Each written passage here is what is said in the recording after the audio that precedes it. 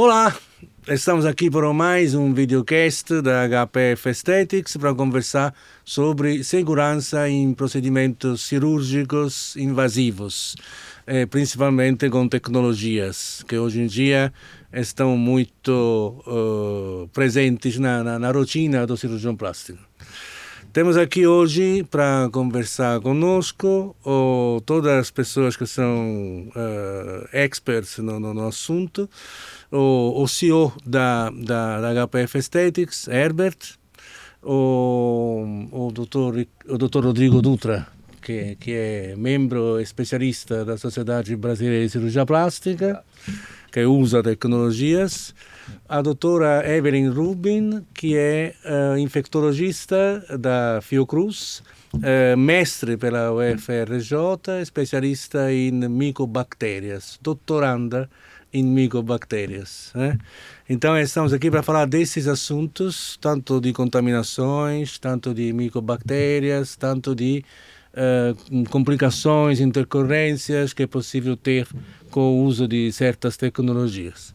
Hoje em dia o mercado está lotado de tecnologias diferentes, de equipamentos que prometem retração de pele, por exemplo. E a verdade é que muitas das vezes não entregam exatamente o que prometem, não tanto em termos de eficácia, mas às vezes em segurança eles deixam a desejar. Então eu começaria a envolver o Herbert, que é o nosso CEO da HPF, para falar sobre o que fazemos como HPF em termos de treinamento dos profissionais que fazem a aquisição das nossas tecnologias todas, no específico do Renuvion. Sabemos que não é suficiente ter o melhor equipamento, mas que é preciso treinar o profissional e cuidar desse profissional ao longo do tempo. Explique um pouco sobre isso, por favor. Bom, primeiramente cumprimentar o Dr. Rodrigo, Max, doutora Evelyn. É um prazer estar aqui com vocês e é uma grande oportunidade a gente poder estar falando para tantas pessoas sobre segurança, tanto profissionais que estão envolvidos aí, como também as pessoas, os pacientes interessados em saber um pouco sobre tecnologia, né? Há muito tempo nós trabalhamos com tecnologia, a HPF existe há 33 anos e nós somos responsáveis pelo lançamento de várias e várias tecnologias no mercado. E muitas vezes tecnologias que sequer alguém utilizou no Brasil. Esse é um caso especial do Renuvion, né? Que o Renuvion nasceu para uma finalidade, foi parar em outra finalidade, que é a retração de pele. Teve os questionamentos no mundo inteiro sobre o regulatório a respeito dele e foi feito vários e vários trabalhos científicos para poder comprovar a eficácia dele, né, e a segurança dele, mas nós precisávamos de trazer isso para o Brasil. E no início o grande desafio da gente era que nenhum brasileiro sabia realmente utilizar essa tecnologia, sabia como tirar dela o melhor proveito, ou sabia sequer os limites para utilizar uma tecnologia como essa.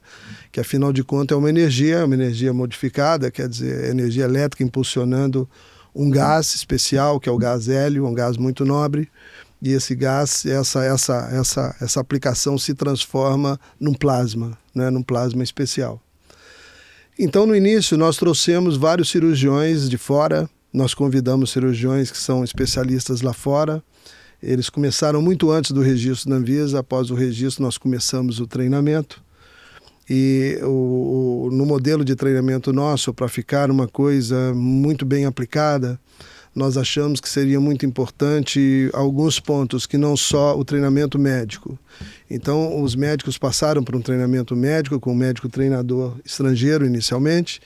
Após nós fizemos alguns treinadores no Brasil, brasileiros, né? O Brasil tem plenas condições para isto, mas também na entrega dos equipamentos nós enviamos um engenheiro e o engenheiro vai tomar todos os cuidados com relação a onde instalar, como instalar, os cuidados que tem que ter um equipamento como esse, inclusive as manutenções periódicas que são necessárias para manter o equipamento muito bem funcionando. E pós esse treinamento com médicos, é comum uma enfermeira nossa, especialista na área, treinada, ela acompanhar os primeiros procedimentos, né? Além disso, a gente fica o tempo inteiro à disposição, ou seja, são N telefones e tudo que nós nos colocamos à disposição para qualquer dúvida. Além de que existe um site, né, e existe a presença desses cirurgiões que também podem trocar ideias entre todos os especialistas. Nós temos o Renuvium University, que é um acesso que damos aos nossos clientes. Eles podem acessar, né, é um site, e tem uma troca de experiências, tem uma biblioteca, uma ampla biblioteca de trabalho científico, é possível consultar. Então cuidamos muito desse lado de capacitação do médico, do cirurgião plástico. Nisso. E, logicamente, a gente preocupa com a capacitação interna também, né, das pessoas da gente, incluindo a forma de se posicionar, né, de nunca prometer o que não se pode cumprir ou que o equipamento não pode fazer, ou falsas promessas, né, de que o equipamento vai encantar por isto, ou a velocidade do equipamento é essa e aquela, né, tem que se respeitar tudo para que a gente tenha o paciente no melhor estado possível de recuperação. Exato. A propósito disso, pergunta para o Dr. Rodrigo, quanto esse treinamento impacta para o resultado do procedimento e na segurança do paciente? E na prática, como aconteceu esse treinamento com você também? Bom, primeiro quero agradecer o convite para participar dessa mesa tão ilustre, com pessoas que fizeram uma diferença aqui no resultado da cirurgia plástica, né? A introdução de tecnologias com segurança faz com que a gente consiga oferecer o melhor para o nosso paciente, né? Tudo isso começou lá quando eu tive a oportunidade de conhecer a tecnologia do jato de plasma de retração de pele. Eu fui cético, né? Eu não acreditava que a tecnologia podia favorecer o paciente a tal ponto que eu deixaria de fazer algumas incisões, né? E quando a HPF chegou até mim para apresentar o Renuvium, eu duvidei bastante e pedi que me acompanhasse nas cirurgias antes de decidir comprar um aparelho ou não. E na evolução dos meus casos, eu pude comprovar que realmente era uma tecnologia que ia mudar o resultado para o paciente, ia ter um final melhor. Isso me estimulou a querer estudar mais, que vocês forneceram material de estudo, e eu comecei a dar um crédito para essa nova tecnologia. Hoje, a minha indicação para a tecnologia fez com que eu diminuísse as indicações, por exemplo, que eu faço contorno corporal, de abdominoplastia. Hoje, pacientes que antigamente eu indicava abdominoplastia, hoje eu inicio indicando lipoaspiração mais tecnologia de retração de pele. Isso traz uma felicidade ao paciente que modificou o rumo da cirurgia plástica, né? A respeito da segurança, e quando eu falo segurança, a gente está pensando em uma tecnologia com energia, e se estamos pensando em energia, estamos pensando em queimaduras, né? Toda a especificação do material que vocês me entregaram mostrava uma segurança super importante, que vocês tinham esta preocupação. E eu comprovei lá durante, acho que já tem 4 anos que eu estou com o aparelho, durante esse período de 4 anos, que realmente eu não tenho nenhum tipo de complicação causada pelo aparelho, né? Eu não vejo nada de queimadura, eu não vejo lesão em pele. Existe outras complicações como o seroma. O seroma, toda vez que a gente utiliza energia, ele pode acontecer. Aí cada cirurgião plástico cuida à sua maneira. Pontos de adesão, drenagem fixa com Portovac, drenagem parcial com Penrose. Cada um utiliza seu melhor método. Porém, é uma complicação inerente da tecnologia, tá? É uma complicação da cirurgia, mas com a tecnologia, por causa da energia, aumentou a frequência, mas de fácil manejo e não há complicações estéticas devido a isso. Você teve seromas crônicos? No começo eu tive, que eu ainda estava ali na curva de aprendizado do aparelho, né? Mas eu não sei se foi por causa da tecnologia ou se porque eu estava fazendo lipo de definição, que eu é uma técnica que a gente acaba agredindo um pouquinho mais a parede, não a parede, o subcutâneo, né, da pele do paciente. Então eu não sei se foi o aparelho ou se foi a técnica. Mas depois disso eu consegui resolver tranquilamente. Devo ter melhorado na minha técnica de operar, assim como a aplicação do aparelho. E isso fez com que o número de seromas diminuísse bastante. Bacana. Crônico, eu digo crônico até 3 meses, tá? Nunca passou de 3 meses. Eu tive 2. Tá bom. Doutor Rodrigo, aproveitando, né, a fala sua sobre essa parte de segurança, sua preparação para tudo, todos os seus questionamentos, né? Como cirurgião, e muito antes de entrar todas essas tecnologias que a gente fala da energia ultrassônica e das tecnologias de retração, né? Tudo isso bem abordado por você, energia, calor, né? A possibilidade de queimaduras, né? Como você vê o seu conhecimento anterior sobre energias, né? Essas energias modificadas e tudo, cada um ao seu modo, né? E a aplicação com segurança dela, quer dizer, como é que você vê a necessidade dessa passagem de informação para vocês? Toda a informação que vocês me ofereceram foi essencial para que eu conseguisse desempenhar o melhor do aparelho, né? A energia na cirurgia plástica começou lá atrás, né? Com laser. Começou com fibra ótica, laser, e devido ao laser não ser uma energia tão segura, se a gente aproximar da pele a gente acaba causando uma queimadura, tanto que temos bisturi a laser, né? A utilização dele era um pouco mais restrita. Quando começaram a falar sobre lipoaspiração de definição, onde a gente precisava de uma retração de pele, o laser começou a ser utilizado de uma maneira mais intensa, causando muitas lesões. Alguns pacientes sofreram essas lesões. Chegou a tecnologia ultrassônica. Na época tinha só um aparelho aqui no Brasil, e ele, associado à tecnologia ultrassônica, também tinha uma questão de calor. Ele esquentava, podendo causar lesão. E aí toda vez que tem alguma coisa que tem uma possibilidade de lesão, eu piso um pouquinho mais devagar, não vou com tanto afoito a essa tecnologia, porque prezo pela segurança do paciente. E quando chegou a tecnologia com jato de plasma, com gás hélio, e depois que eu aprendi a utilizar, hoje eu faço minha cirurgia de definição, onde eu deixo um retalho cutâneo bem fino, né? Eu faço uma lipoaspiração, tiro bastante volume, diminuo abaixo dos 5 milímetros de espessura e passo a tecnologia sem medo, tá? Tudo isso, lógico, foi uma curva de aprendizado, onde tanto os meninos da HPF que iam lá comigo, eles iam me monitorando e me ensinando. Hoje eu já não preciso de mais nada disso. Como a gente está há 4 anos, acaba virando cerebelar. Você nem pensa mais. Vamos fazer abdômen, vamos fazer braço. Já está tudo automatizado. Mas essas informações e esse crescimento em relação às tecnologias e à energia liberada, ela está numa evolução onde a gente só tem a ganhar. Eu acho que tudo isso é importante, sempre baseado na segurança do paciente. Legal. Vamos introduzir então uma pergunta para a doutora Evelyn também, que veio do Rio de Janeiro.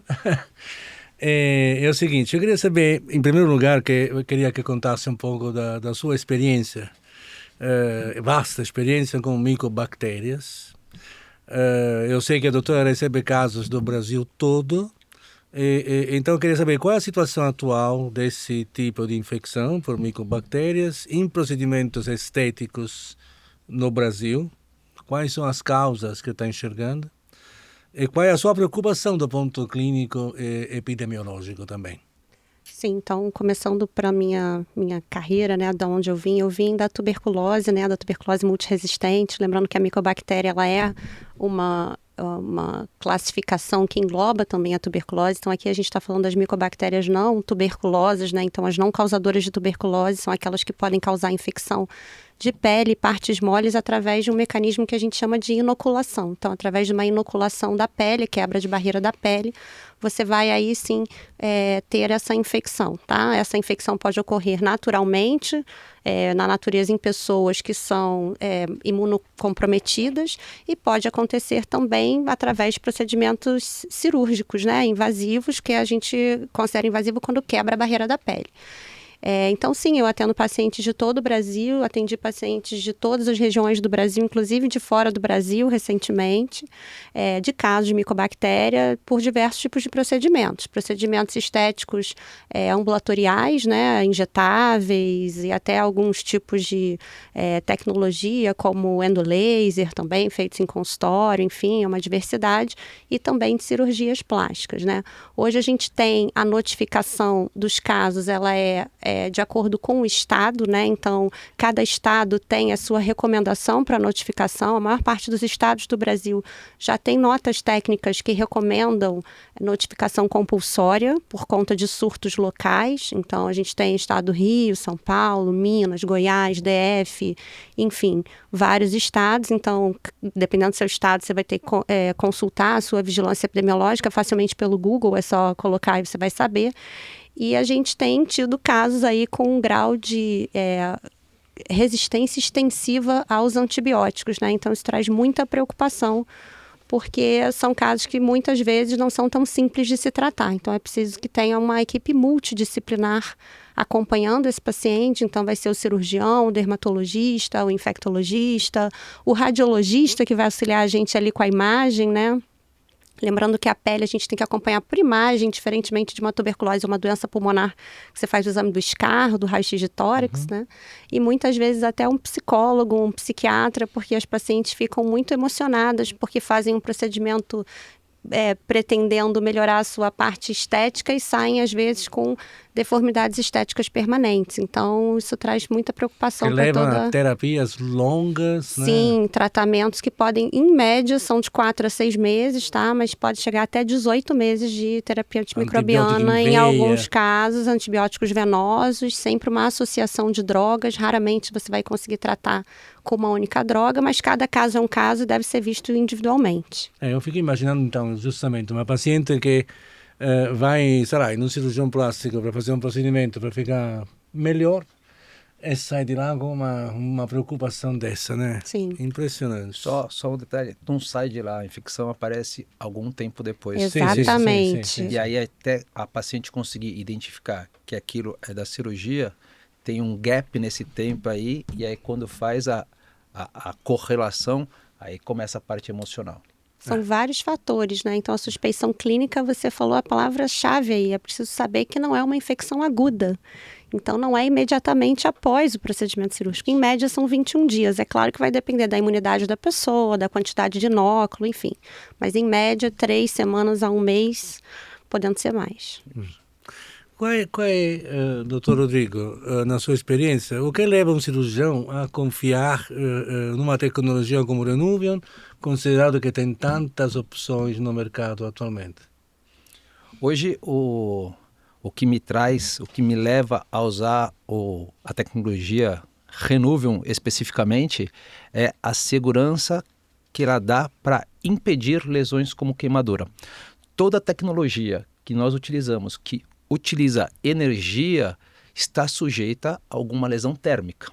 E quando o aparelho ou aquela tecnologia que vamos utilizar te dá a segurança para que isto não ocorra, é isso que acaba direcionando a minha preferência. Hoje no mercado temos algumas tecnologias que usam energia térmica para conseguirmos essa retração cutânea. Algumas delas causam lesão se usada de maneira inadequada. Todas elas são muito boas, mas devido a esse fator de segurança que o Renuvion tem, pelo fato de utilizar o gás hélio, que é um gás leve, e essa capacidade e uma característica que o gás hélio tem é de resfriamento muito rápido.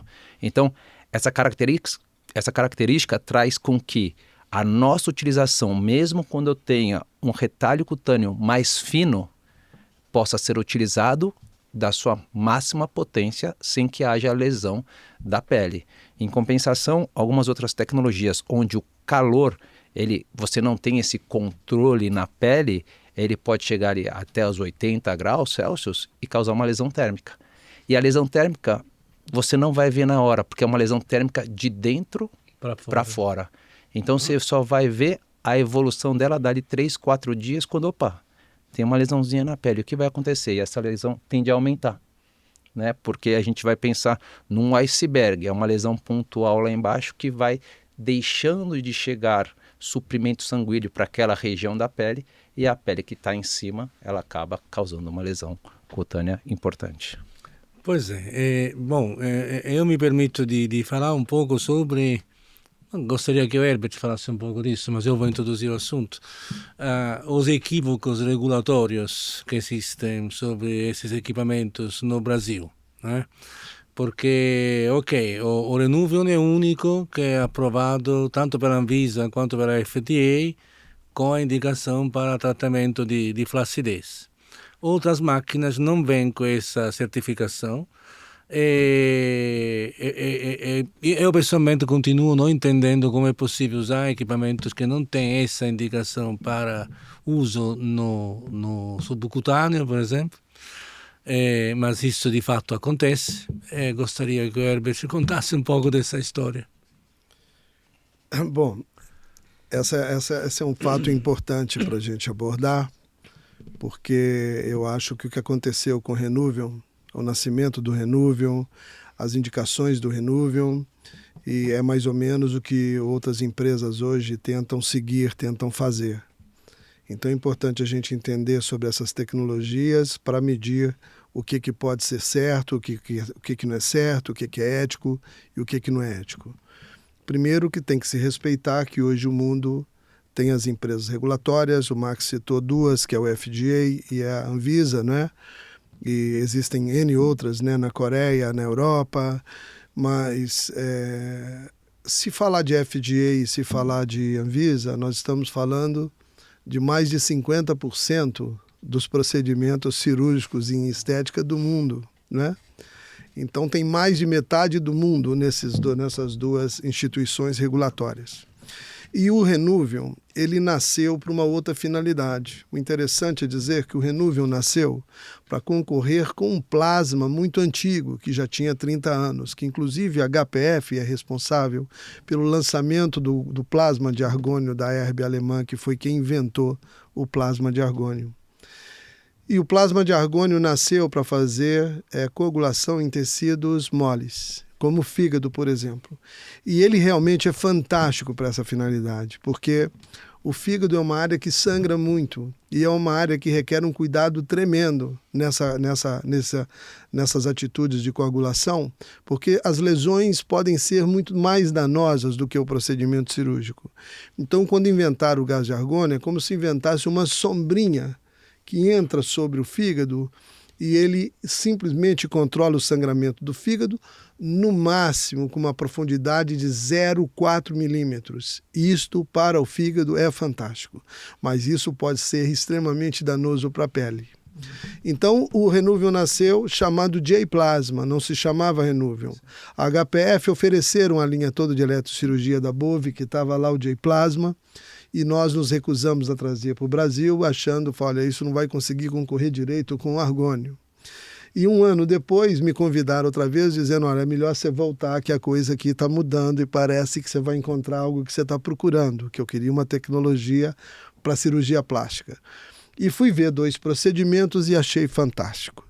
E a história foi que um oftalmologista viu uma informação sobre o J-Plasma, sobre a profundidade de atuação daquele plasma, que seria no máximo 147 micras, ou seja, é muito pequeno.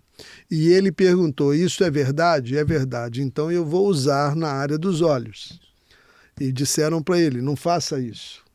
E ele ficou tão fascinado com isso que ele registrou o nome J-Plasma para ele, tentando se empossar do nome J-Plasma. E quando a empresa, que era a Bove, ela vê a possibilidade daquilo ali numa área de estética e fazendo retração de pele, ela começa a convidar médicos a experimentar isto e alguns cirurgiões plásticos começam a fazer os procedimentos associados a lipoaspirações com sucesso tremendo e reportando uma segurança também tremenda, né? Aí nós registramos o Renuvion no Brasil, tal qual era o registro no FDA, e ainda não existia uma indicação explícita sobre o uso associado à lipoaspiração para fazer retração de pele e o tratamento da flacidez.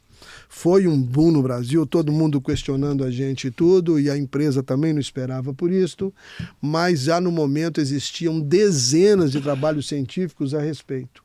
E isto foi o que deu respaldo para que a empresa cuidasse do regulatório em todo o mundo e a HPF cuidasse do regulatório no Brasil também. Então, portanto, o Renuvium é realmente uma tecnologia hoje sem interrogação. Ela é aprovada para retração de pele, para coagulação também, ou seja, para outros procedimentos também, e para tratamento da flacidez na região subcutânea e também na região da pele, facial ou outras regiões da pele, tudo sem problema nenhum. Aí essa história é interessante, porque, relembrando a minha história, quando lancei o argônio e tudo, as empresas que fabricam argônio escutaram todos nós falando da tecnologia de plasma e explicando sobre o plasma. Olha, o plasma é o quarto estado da matéria, o plasma é quando você joga energia no gás, você desloca elétrons, né, e você transforma numa outra energia que, inclusive, ela volta a ser o que era antes, né? Então, com isso daí, algumas empresas viram, poxa, isso daí tem chance para a gente também. Eles nasceram para concorrer com a gente. Então, agora nós vamos concorrer com eles, né? Que nós também temos um plasma. Só que lembrando, eles têm um plasma que a penetração é 0,4 milímetros. É muito grande. Até um pouco mais. Até um pouco mais. Até um pouco mais. Então, assim... Porque também o calor depende da velocidade que você aplica e depende também do tempo que você deixa o calor aplicado, né? E isto pode se transformar. Adiantando um pouco, né, esses gases, né, que todos dois são nobres, então estão lá, um é o segundo colocado lá na tabela. Na tabela, e o outro é o terceiro ou quarto argônio colocado, né? Mas o gás hélio tem somente 2 elétrons. E o gás argônio tem 18 elétrons. Isso vai fazer uma diferença enorme, porque você precisa deslocar 50% desses elétrons para criar o plasma. Para ter a ionização do átomo. Isso. Então, quando você usa, por exemplo, o argônio, que é alimentado por um bisturi elétrico, e o nosso Renuvium também é por um bisturi elétrico, mas o nosso é o único que tem uma unidade do bisturi elétrico exclusiva para o Renuvium. Primeiro que ele está modificado. Ele não é igual um de corte ou coagulação. Ele está modificado. Segundo que ele nem cita a potência em watts, como é normal na eletrocirurgia. Eu estou cortando em 80 watts, eu estou coagulando em 40 watts, né? Então lá é 100% ou 50%. Então o cirurgião escolhe, na verdade, a potência que ele quer, que é percentual. Nós informamos para todo mundo que os 100% são 40 watts. 40 watts. E nós não recomendamos com que ninguém use na potência máxima, nos 40 watts, né? Hoje nós estamos instruindo cirurgiões a fazer, por exemplo, a face com 20% da potência. 20% da potência externo. De 40 são 8 watts. Só como informação, o argônio não funciona nem em 40 watts. É necessário colocar 80 watts, 70 watts, 100 watts para você conseguir o plasma no argônio. Muito mais energia. É muito mais energia. É por isso muito um mais efeito calor. térmico profundo maior, uma agressão maior aos tecidos, né? E, eventualmente, as complicações que aparecem com uma certa frequência. Sim. Além do que, pelo que a gente sabe, né? É assim mesmo, quando o plasma é usado, qualquer um dos dois, tanto o de gás hélio, que era usado para isso, quanto o plasma de argônio, que ainda é usado para isso, obviamente, em cauterização de superfícies tipo fígado, ele não entra, o eletrodo não entra em contato com o tecido. Se mantém a uma distância mínima de 10 centímetros. É o feixe de plasma que chega até o tecido, mas não tem esse contato direto do eletrodo. Por quê? Porque normalmente a ponta do eletrodo, por exemplo, de um plasma de argônio, é incandescente. Então eu não posso entrar em contato com um eletrodo incandescente e em contato com um fígado, porque vou fazer um buraco nesse fígado. Sim. Não vou cauterizar, eu vou ter um efeito um pouco diferente, né? Aí você levanta uma coisa importante também, que também faz parte do regulatório, né? As peças de mão feitas para o argônio, todos eles, indistintamente, todos os equipamentos, são peças feitas para cirurgia ou laparoscópica ou para cirurgia aberta. E todas elas foram feitas para usar em órgãos como o fígado. E na instrução de uso está escrito que tem que se manter distante da estrutura em pelo menos 1 centímetro. Então nós estamos falando de procedimentos onde canulados, né, que é o dispositivo de mão, vai varrer na área subcutânea gordura, sangue, secreções, não é? E ele não está preparado para isso. Então tem essa questão também que esses regulatórios, eles estão, na verdade, analisando isso também, não é? Então não é uma mentira dizer que todos os argônios não estão significantemente registrados nos órgãos regulatórios em nenhum lugar do mundo. Para o uso pretendido associado à lipoaspiração. Não há estudos também. E não há estudos. Ninguém mostra estudos a respeito disso. Né? Aí chegamos de novo à doutora, porque, quer dizer, essas complicações, tipo uma queimadura, por exemplo, ou mesmo um seroma, eles podem ser fonte de infecção também. Toda e qualquer quebra de barreira da pele pode ser fonte de infecção, né? Especialmente durante um trauma cirúrgico, né? Então, é claro que são muitas as variáveis, né? A principal delas é o paciente, né? Que paciente que a gente está falando? É uma paciente que está fazendo uma cirurgia eletiva? É uma paciente que está dentro dos critérios para uma cirurgia eletiva? Foi uma cirurgia realizada na melhor condição possível, como uma cirurgia eletiva deve ser? E a virulência do patógeno, né? A gente sabe que são patógenos diferentes. Então, temos cepas muito resistentes circulando pelo Brasil, infelizmente. Então, um conjunto de fatores como esse, sim, pode levar à infecção. Tá. Eu lembro de ter lido uma parte de um seu trabalho que está publicado no site da Sociedade Brasileira de Medicina Tropical. De medicina tropical, sobre a questão da micobactéria no Brasil e envolvendo materiais canulados. Sim. É claro que quando você tem um material como um probe de um ultrassom que se usa para emulsificar, que não é canulado, aquilo é de titânio, pode tranquilamente esterilizar, não tem que fazer nenhuma limpeza especial, porque não é canulado, né? Tranquilo. Quando se trata de cânulas metálicas para lipoaspiração, que também são reutilizáveis, são ocas, também lá tem uma modalidade especial de limpeza anterior à esterilização, se faz uma escova, se faz uma limpeza ultrassônica de uma cânula metálica, né, de aço, para depois colocar a cânula para esterilização em autoclave, etc. Materiais plásticos são um pouco mais complexos de se manejar nesse sentido, quando são ocos, né? Eu vou fazer um exemplo rápido, doutor Rodrigo, sabe? A nossa peça de mão é de uso único, tem um custo. Ela é toda descartável, desde o contato com o equipamento até a ponta do eletrodo. Se pega esse dispositivo, ele é descartado depois do procedimento. Perfeito. A não ser que você guarde uma para mostrar para o paciente. Sim, já tenho isso no meu consultório. Bom, então, agora, outras peças de mão, outros dispositivos presentes no Brasil são compostos de 2 elementos. Tem o eletrodo e uma peça de mão. Em alguns casos, a gente sabe que o eletrodo é de uso único e a peça de mão, onde se conecta esse eletrodo, oca ela também, ela é disponibilizada no mercado para ser resterilizada muitas vezes. Um certo número de vidas é a palavra que é usada tecnicamente, normalmente. Si tratta di 2 elementos ocos. Nós sabemos que a nossa peça de mão, de vez em quando, é necessário fazer uma limpeza nela durante a cirurgia, porque algum resíduo entra através do eletrodo principal, né? Algum resíduo de gordura, um coágulo de sangue, alguma coisa entra, etc. Então é limpar para continuar a cirurgia.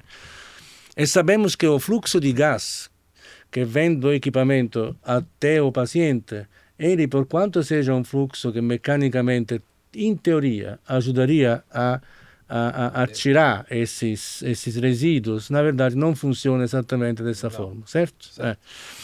Então, qual é a minha dúvida com a doutora Evelyn? Se eu tenho um elemento oco e entra uma gordura, um resíduo, alguma coisa dentro desse eletrodo, que está conectado a um outro elemento oco, que é uma manopla oca também, de plástico, como é que eu tenho certeza que essa manopla oca é pronta para ser reutilizada após uma esterilização? Sendo de plástico. Sendo que é de plástico, então não pode fazer uma limpeza ultrassônica nela. Isso. Olha, é importante que todos os aparelhos sejam utilizados conforme as recomendações do fabricante, né? E que a pessoa que esteja manuseando tenha treinamento para poder fazer melhor uso. Importante também que a pessoa que for fazer o uso da tecnologia, seja lá qual for a que ela escolher, que ela esteja ciente de todas as variáveis, né? Eu não trabalho diretamente com essa tecnologia, não, claro, portanto eu não Você é posso infectologista, falar... não está operando ninguém. Não, mas o recomendado é que se faça tudo conforme o manual do fabricante para que a melhor segurança possível seja oferecida para o paciente. Tá. Né? Entendo. Só que, como o Eber estava explicando antes, eu sei porque a gente vive pesquisando também, os manuais dos fabricantes não falam nada a respeito. Não dizem que é uso único. Não, o pior é que em alguns casos diz que é uso único, em outros casos não dizem nada, nada. Então fica um negócio meio assim, largado. Tem um problema regulatório aí com relação à Anvisa, e nós até um dia discutimos isso com a Anvisa, que nós temos registros separados para tudo. Então, cada peça de mão nossa tem um registro, nosso equipamento são 2, cada um tem seu registro específico. E a Anvisa mudou essa regra para facilitar, na verdade, a vida de todos. Ela aceita hoje, dentro da regra dela, que se uma peça for exclusiva de uso daquela unidade, ela pode ser citada e registrada como se fosse parte daquela unidade. O que aí permitiu alguns dribles, infelizmente. Então, assim, nós chegamos até a alertar a Anvisa a respeito disso, porque isso abre o caminho para a pessoa, para a empresa registrar 5, por exemplo, itens, e esses itens não serem especificados corretamente com relação ao uso, né? Tanto é confuso, porque, vamos supor, tem empresas que vendem, igual o Max falou, que é um composto entre uma peça e outra, só que o lúmen é único. A hora que você encaixa, você tem um único lúmen, né? E ela diz, olha, eu tenho um chip aí que quando chegar na 11ª vez ele apaga. 25ª. Aí ele mudou para 15, aí mudou para 25, hoje é 25, ou seja, nada disso está escrito, nada disso está como instruções de uso, ou seja, usa por 10 vezes ou usa por 15 vezes, agora por 25 vezes. Na verdade, para a gente pareceu que foi uma manobra para competir, para baratear. Então, se eu divido o preço por 10 vezes, ele é um. Se eu divido por 15, é outro. Se eu divido por 25, é outro. Não é? E, enquanto isso, também, há que se dizer que uma das empresas e tudo, que é uma empresa até muito grande, multinacional e tudo, está fazendo um off-label no Brasil com mesma instrução, dizendo, ali está escrito que a instrução é uso único, e eles estão informando a médicos cirurgiões para usar até terminar, até acabar. A palavra usada por eles é até estragar. Então, doutora Evelyn, olha que situação. A instrução às vezes não é tão clara, às vezes a instrução diz que é uso único e a própria empresa diz para usar por muitas vezes. A própria Anvisa tem essa RDC, que é a RDC 751 de 2022, que permite a listagem de acessórios de uso exclusivo do equipamento sem necessariamente ter um manual de uso desses acessórios.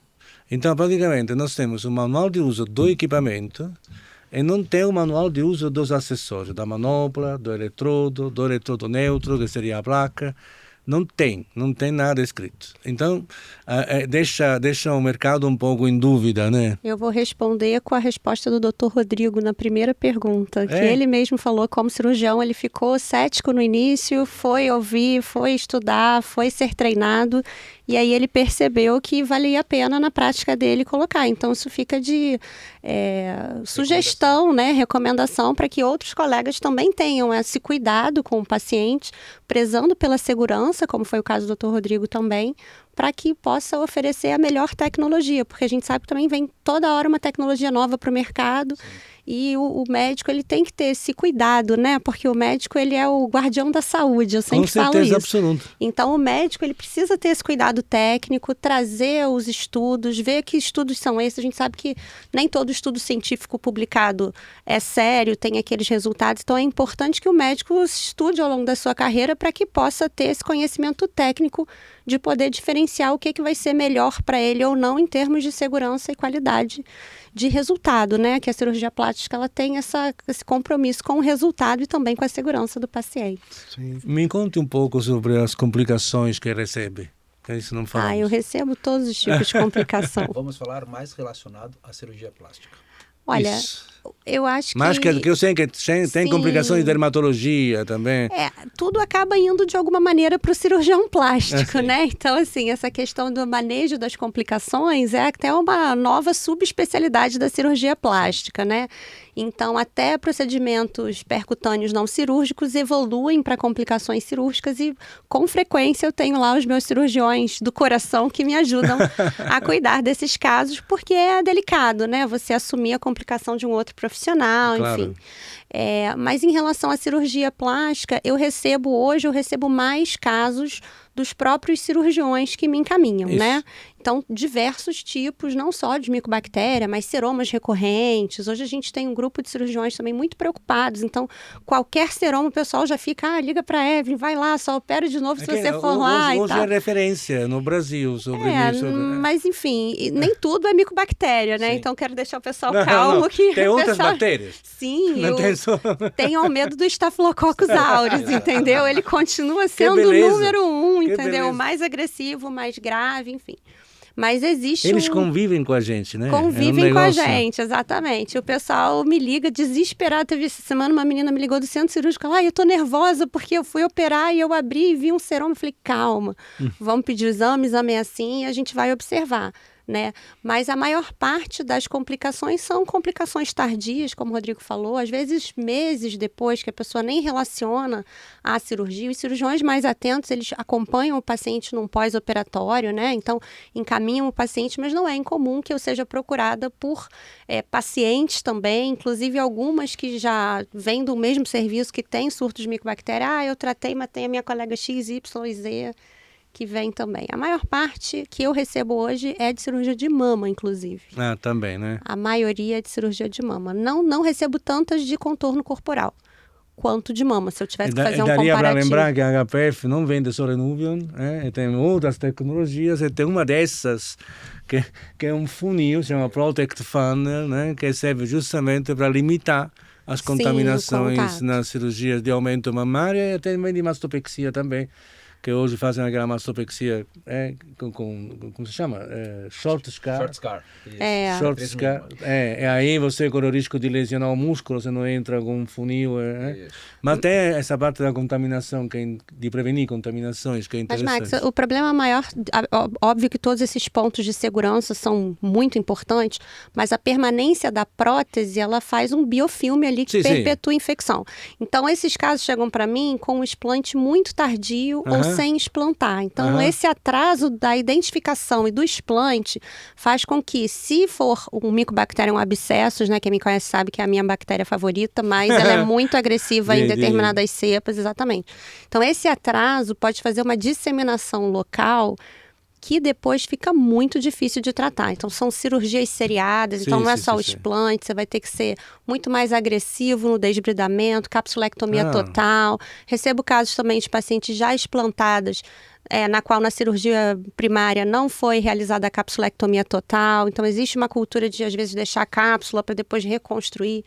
Então, são essas as pacientes. Não, tem aquela ideia, vou deixar a cápsula que vai dar uma proteção a mais. Exato. E se a gente for pensar em qualquer tipo de infecção, não só em micobactéria, isso vai perpetuar a infecção e aí vai ficar um resultado inestético indesejável para a paciente, fora que o tempo de tratamento aí às vezes fica por anos, né? Até identificar, tratar, reoperar e tal. Só para falar mais um pouco de mama, depois voltamos ao Renuvion. Nesse biofilme, às vezes, a infecção é subclínica, não tem sintoma, Sim, não exato. tem nada. Parece comprovado que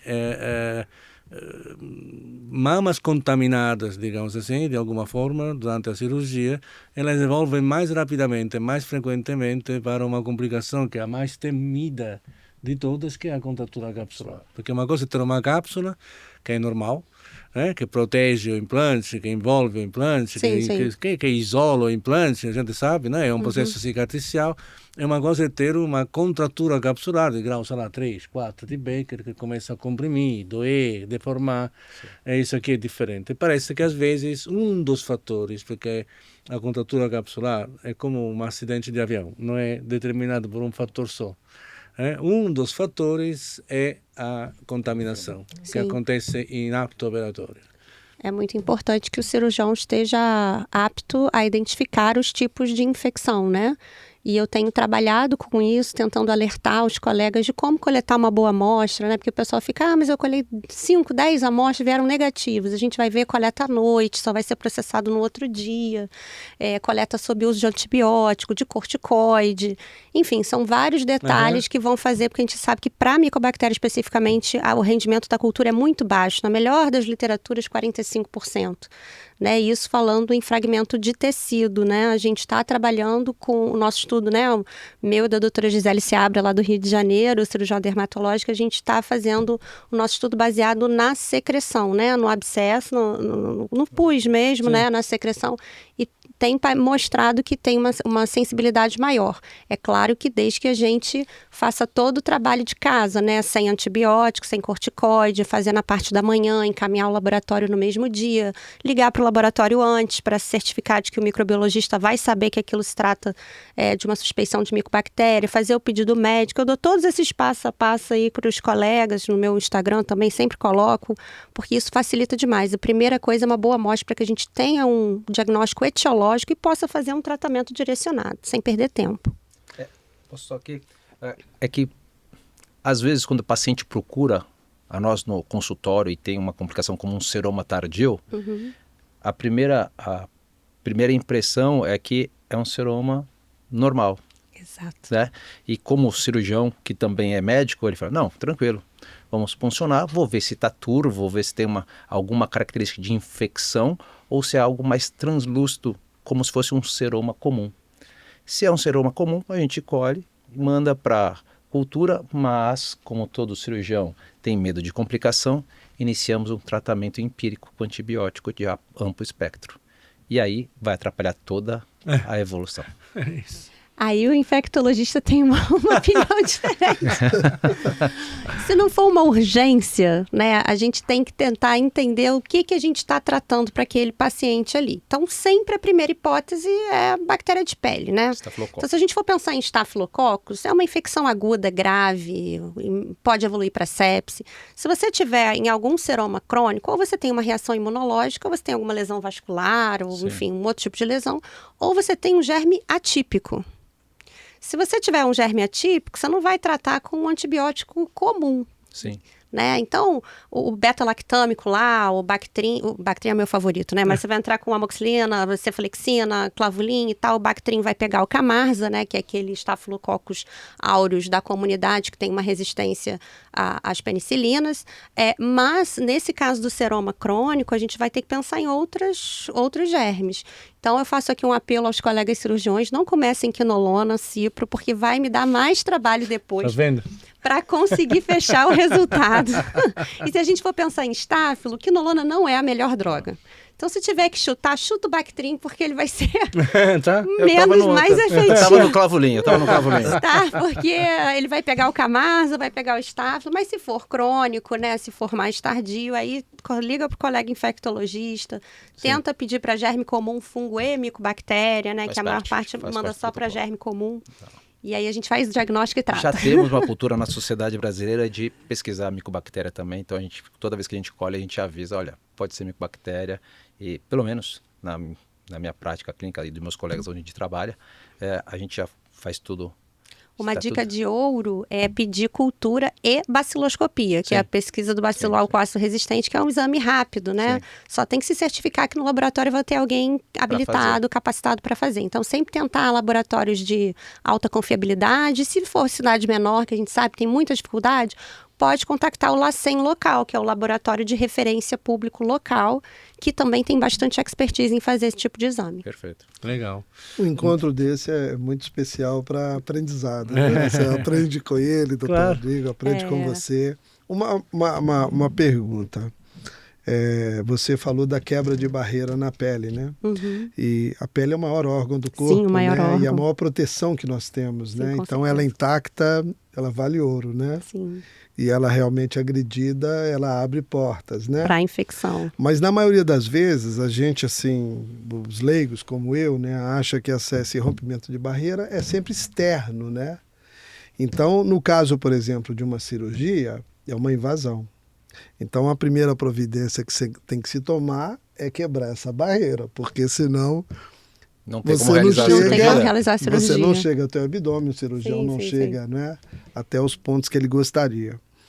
Então, ali nós entramos agora com uma comunicação entre a área externa e a área interna, né? Então, quebramos, não tem outro jeito. Então, tem o ponto de quebra, que vamos supor é o porte de entrada de uma cânula para lipoaspiração ou para fazer a retração de pele.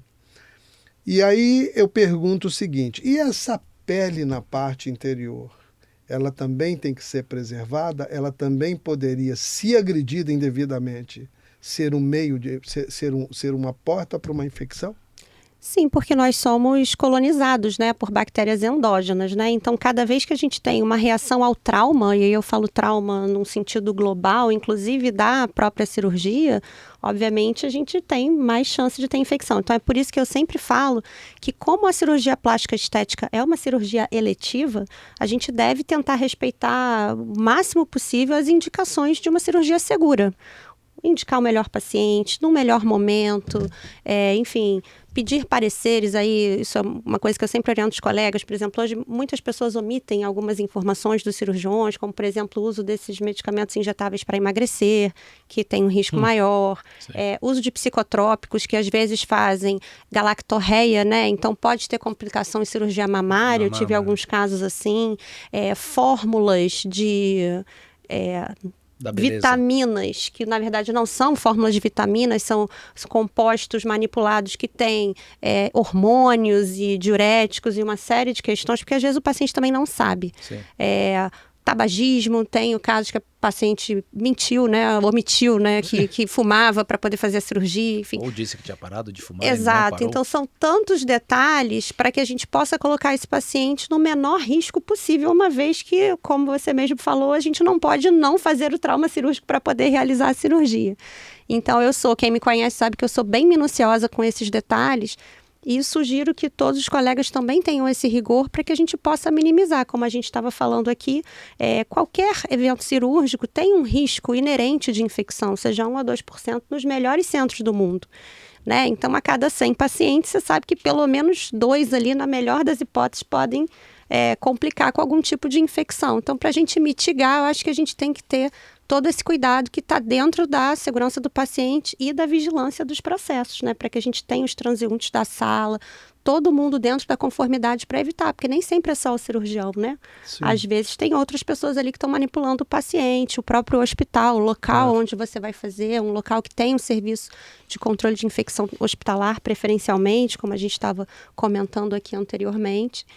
e tentar orientar a paciente desses riscos para que ela saiba que isso é possível. É raro, mas é possível. Sim, só para complementar aqui, quando a doutora fala infecção, para CCH, né, para o Centro de Controle de Infecções Hospitalares, é desde a infecção da porta de entrada, ou seja, aquela superficial na cicatriz, até uma infecção disseminada, né? Tudo isso faz parte da infecção. Na cirurgia plástica, é lógico, a gente prioriza a não infecção para que aconteça, mas existe o trauma, existe uma lesão cutânea e tudo isso predispõe. Não quer dizer que o paciente vá ter, predispõe. E o cuidado inadequado com o paciente pode levar a pequenas infecções que entram no rol de infecção. Exatamente. Assim como as grandes lesões. Então, não é comum termos grandes infecções na cirurgia plástica. É mais comum, se tiver algum tipo de infecção, Sim. são essas pequenas relacionadas à incisão, que é a mais comum de todas, né? Ou por material contaminado, como é o caso das micobactérias, né? Mas na cirurgia plástica, agora vou defender a minha classe, né? Essas infecções têm um número reduzido, graças a Deus. Doutor Rodrigo, eu só gostaria de mencionar um detalhe que também a gente já comentou, é o cuidado do pós-operatório. Então, eu recebo muitos pacientes, Max perguntou aqui sobre os casos de cirurgia plástica, eu tenho recebido alguns casos com complicação de micobactéria no pós-cirúrgico, nos quais a ferida cirúrgica foi manipulada por ozonioterapia por outros profissionais. Interessante. Então, assim, às vezes são pessoas conhecidas da paciente, uma vizinha, uma amiga, uma parente, ou vai num salão de beleza, numa clínica de estética para massagem, deixa eu tratar aqui da sua cicatriz. Sim. E a gente sabe que é intralesional, injetável. Sim. Então, depois quando ela chega pra gente com micobactéria, o que aconteceu? Foi na cirurgia ou foi no pós-operatório? Então, assim, aí a gente traz a importância da notificação. E eu compartilho aqui com vocês um caso nosso de um colega que me procurou com uma paciente nessa situação. A gente fez a notificação, foi até no sul, né? A vigilância foi no hospital, não tinha nenhum outro caso, material, ele não teve nenhum outro caso. Foi feita uma ampla investigação e a própria paciente era profissional de estética e me manipulava as suas... Ela tratava, entre aspas, as suas cicatrizes com esse tipo de tratamento, inclusive já tinha feito outras coisas injetáveis e tudo mais. Então, no final, a gente fica, como que a gente vai saber, né? Não tem como eu diferenciar nesse caso. Sim. Enfim, são detalhes que a gente tem que estar, porque hoje o mundo está muito dinâmico, tudo muda. Então, o perfil do paciente também está mudando, a informação ela é muito difundida aí por rede social e às vezes a pessoa não tem muita noção do risco que ela está se colocando, né? Exato. Bom, nós hoje falamos então sobre inovação também, né? Estamos todos cientes agora que a inovação vem sempre com responsabilidade, com cuidado com o paciente, porque cada inovação pode ter surpresas, né? Justamente por ser inovação. A cirurgia plástica está cheia dessas histórias de inovações em técnicas cirúrgicas que deram errado ao longo de um tempo gigante e depois foi feito um acerto, né? Sim. Tipo, faço um exemplo básico, glúteo, implantes de glúteo. Sim. Antes que chegasse o Raul Gonzalez e os outros mais assim, que começaram a esquematizar a cirurgia. Protocolar. Ponto X, ponto Y, ponto Z. Né? Antes que chegassem a isso, os implantes eram colocados debaixo da pele, debaixo do músculo, sabe? Em lugares malucos, até descobrir que o ponto certo é dentro do músculo, demorou. Então, quer dizer, a inovação tem que ser sempre respeitada, mas tem que chegar com responsabilidade, com validação e com compromisso com a vida. O Renuvion é uma tecnologia de ponta e, acima de tudo, sabemos que é uma tecnologia segura. Com certeza. Então eu encerraria aqui, agradecendo a Herbert, a doutora Evelyn, muito obrigado, o doutor Rodrigo, muito obrigado também. E obrigado a vocês que acompanharam esse videocast. Até a próxima. Obrigado. Até a próxima, pessoal. Obrigado. Até a próxima, obrigada. Até a próxima.